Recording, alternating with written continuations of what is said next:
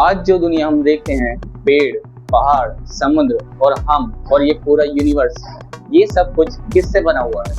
और अगर हम इन्हें तोड़ते चले जाएं, एक पत्थर, एक किताब, एक मोबाइल फोन, एक इंसान और उनके एटम्स को भी हम तोड़ते चले जाएं, तो आखिर अंदर क्या मिलेगा?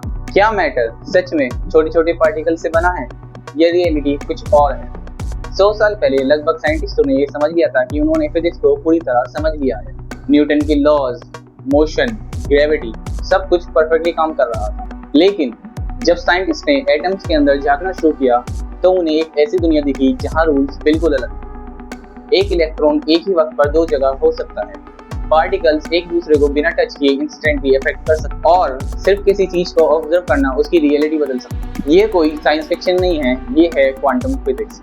और इस वीडियो के एंड तक आप समझ जाओगे कि क्वांटम फिजिक्स असल में है क्या, ये इतनी अजीब क्यों लगती है और आज ये हमारे मोबाइल फोन्स, लेजर, कंप्यूटर और फ्यूचर टेक्नोलॉजी की फाउंडेशन कैसे बनी। तो चलिए रियलिटी के सबसे मिस्टीरियस सफर की शुरुआत करते हैं।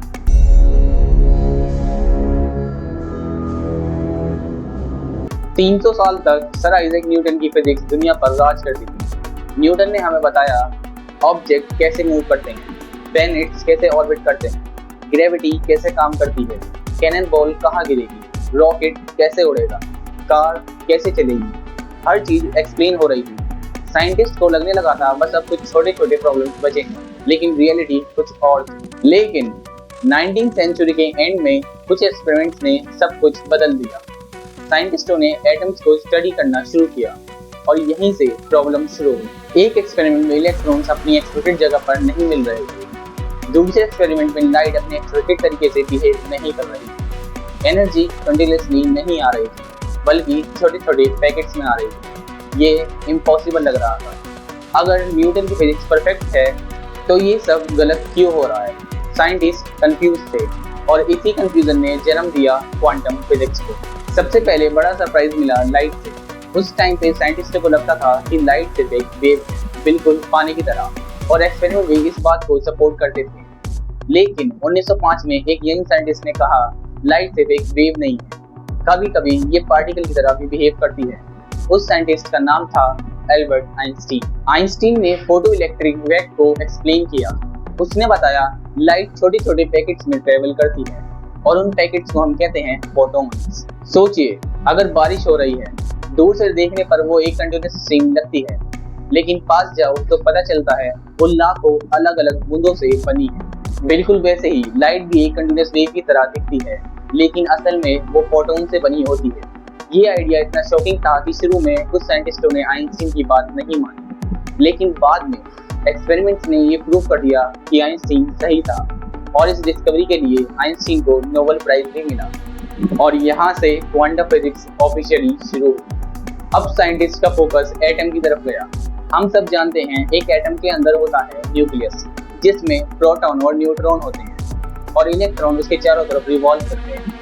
लेकिन यहाँ एक सबसे बड़ी प्रॉब्लम थी। अगर इलेक्ट्रॉन न्यूक्लियस के अराउंड घूम रहा है तो क्लासिकल फिजिक्स के हिसाब से उसकी एनर्जी कंटिन्यूअसली कम होनी चाहिए और कुछ सेकंड्स बाद वो इलेक्ट्रॉन न्यूक्लियस में गिर जाना चाहिए। लेकिन रियलिटी में ऐसा कभी नहीं होता। एटम स्टेबल रहता है। ऐसा क्यों? इसका जवाब दिया क्वांटम मैकेनिक्स।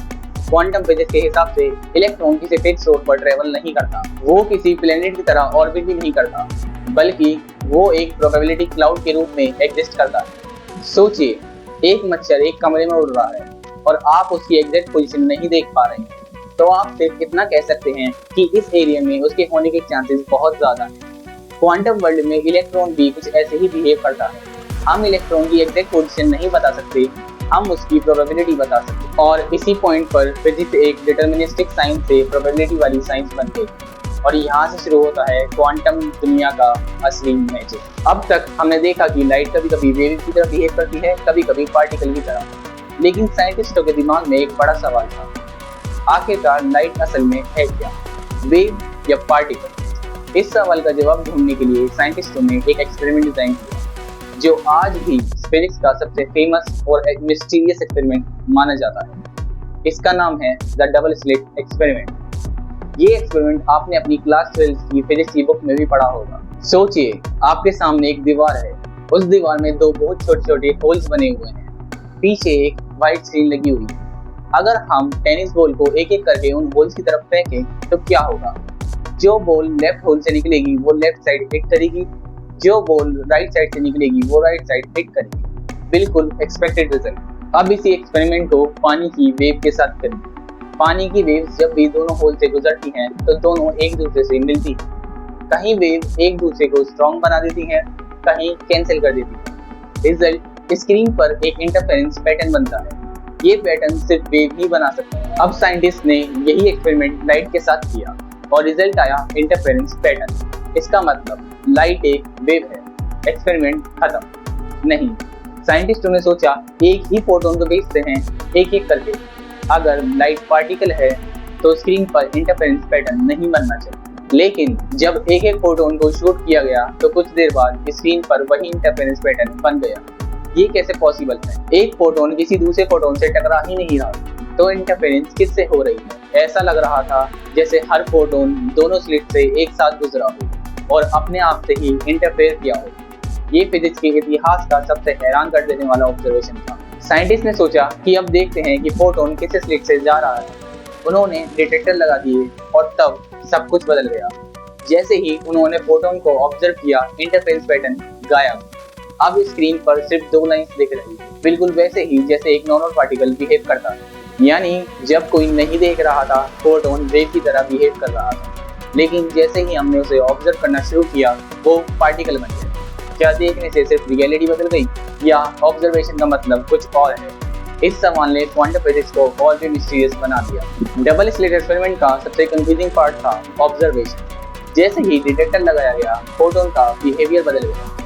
लेकिन इसका मतलब ये बिल्कुल नहीं है कि इंसान की आंखें रियलिटी को कंट्रोल कर सकती हैं। ये क्वांटम फिजिक्स का सबसे कॉमन मिसकंसेप्शन है।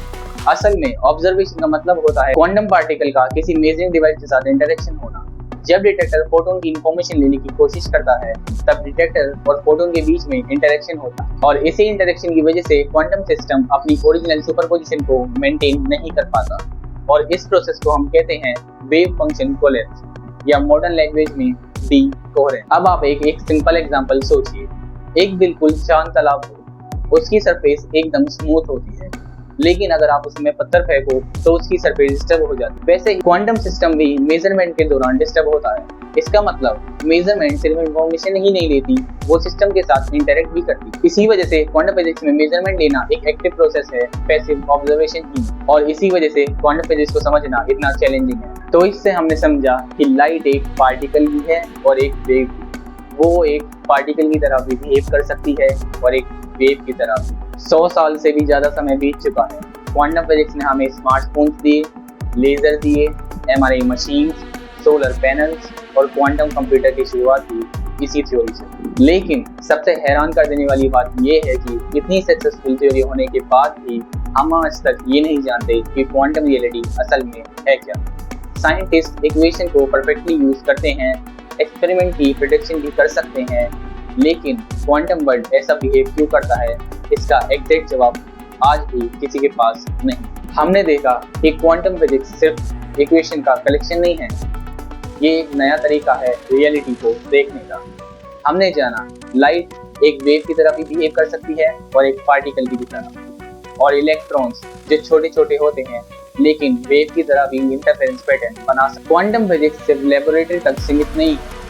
आपका smartphone, GPS, laser surgery, MRI, computer chips, solar cells सब क्वांटम मैकेनिक्स के प्रिंसिपल पर काम करते हैं। यानी हर दिन बिना जाने ही हम क्वांटम दुनिया की टेक्नोलॉजी का इस्तेमाल कर रहे हैं। अगर आपको ये वीडियो पसंद आया तो कमेंट में ज़रूर बताना और मुझे ये भी बताना कि अगला टॉपिक किस पर होना चाहिए, मैं उस पर वीडियो ज़रूर बनाऊंगा।